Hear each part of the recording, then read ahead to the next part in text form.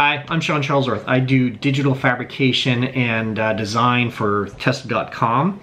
And last year I had the opportunity to attend Construct 3D, which was an academic conference for 3D printing and digital fabrication.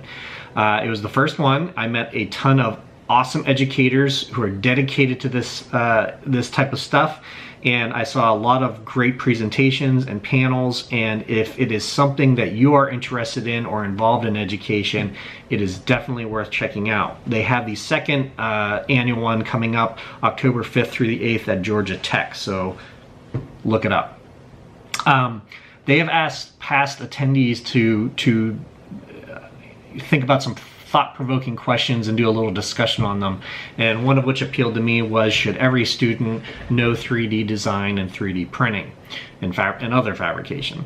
And that's a great question. It reminds me of when I was in school, and this will date me a little bit, but we had to take certain classes such as home ec for sewing and cooking, wood shop, and drafting on paper. And that was required for everybody to take, and obviously not everybody was good at it. Some people really struggled in sewing or struggled in wood shop, but at least gave you a taste of it and some general knowledge of how to tackle that stuff. And I think the way things are going nowadays, 3D printing and design and other fabrication, digital fabrication, is right up there, and it should at the very least be offered. I don't know if it necessarily has to be a required class, but it should be offered as a dedicated standalone class.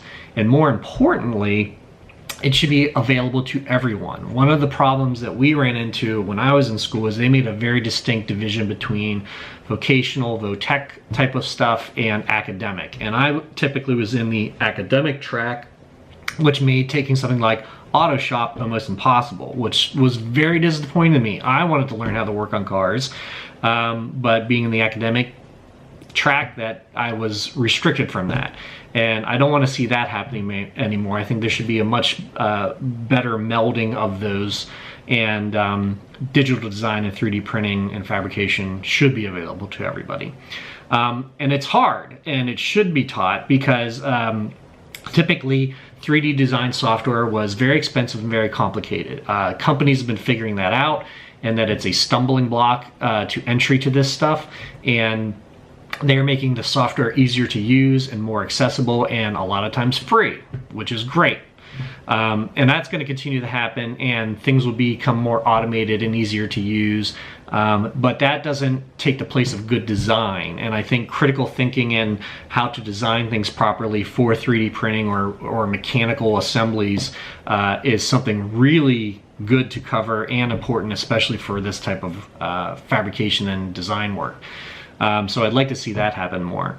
And the machines themselves are getting easier to use, while 3D printers are not as widespread as they were predicting just a few years ago. They're not on every single desktop or in every household, but they are getting easier to use. But even the easiest to use ones and the best design machines are still going to have quirks and problems. It's just part of the process. And so along with the design skills, there should be definitely troubleshooting skills and critical thinking skills that should be introduced as well. So I expect that to pop up more and more in schools, and I do think that you're going to see dedicated digital fabrication classes, so I look forward to seeing that.